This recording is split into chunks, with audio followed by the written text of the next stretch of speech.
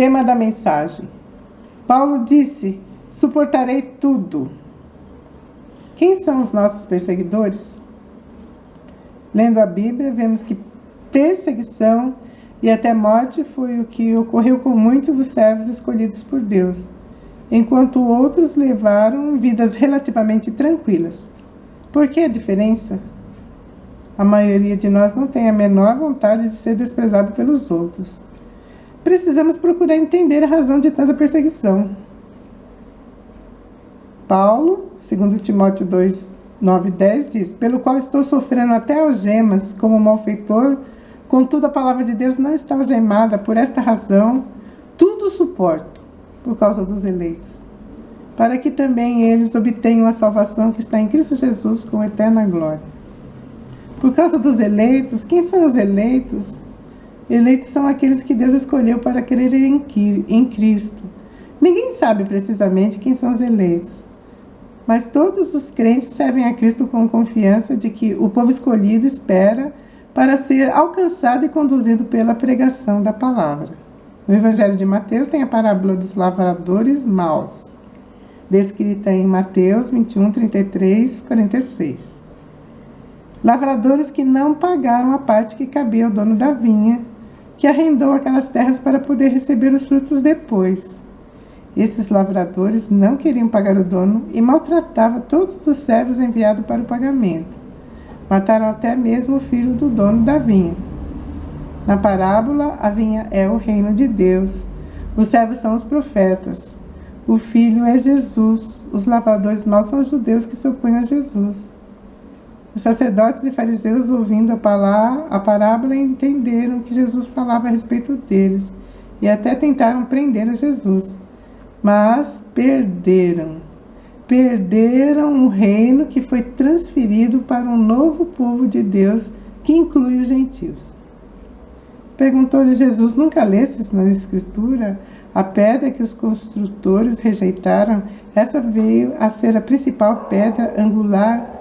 Isto procede do Senhor e é maravilhoso aos nossos olhos.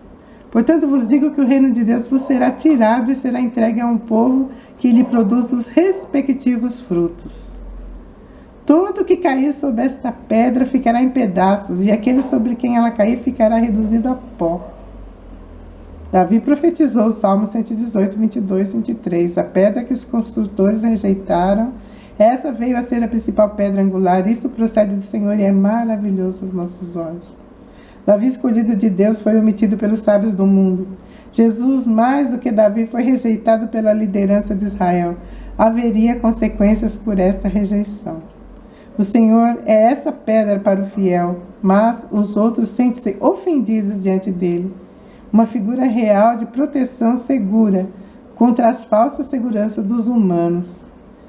Isaías profetizou, capítulo 8, verso 14. Ele vos será santuário, mas será pedra de tropeço e rocha de ofensa às duas casas de Israel, laço e armadilha aos moradores de Jerusalém. Em Daniel 2, 44, na qual a pedra fere a estátua do sonho de Nabucodonosor. Quebra todos os reinos do mundo e então passa a ser um reino grandioso e reconhecido que não tem fim. Assim, Jesus assumiu ser o destruidor dos reinos terrenos e o fundador do reino de Deus na terra, e ao mesmo tempo afirmou que os líderes judeus eram, pelo plano divino, opostos ao reino.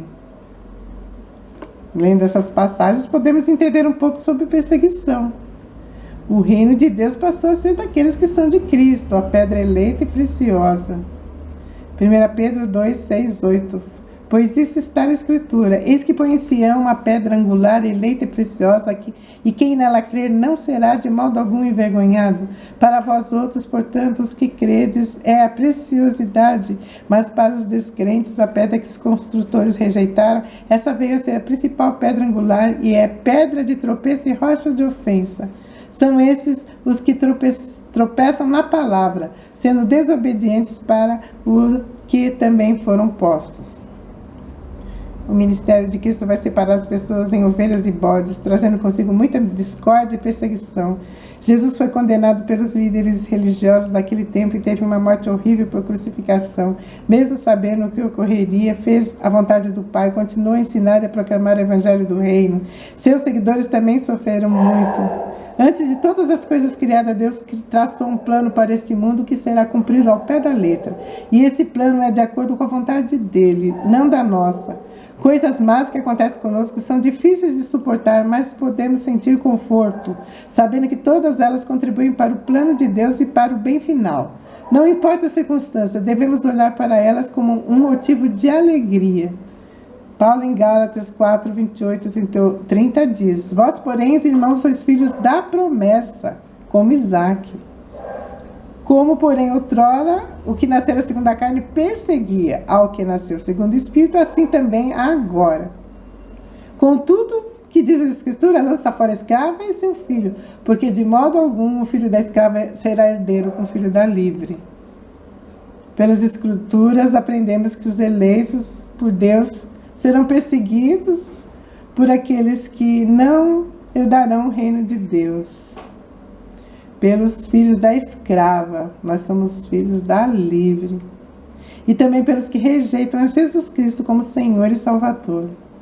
Mas os que recebem a Jesus deverão regozijar-se por tão grande e maravilhosa graça. 1 Pedro 1, 9 e 10. Vós, porém, sois raça eleita, sacerdócio real, nação santa, povo de propriedade exclusiva de Deus, a fim de proclamardes as virtudes daquele que vos chamou das trevas para a sua maravilhosa luz. Vós, sim, que antes não erais povo, mas agora sois povo de Deus, que não tinhas alcançado misericórdia, mas agora alcançastes misericórdia. Amém?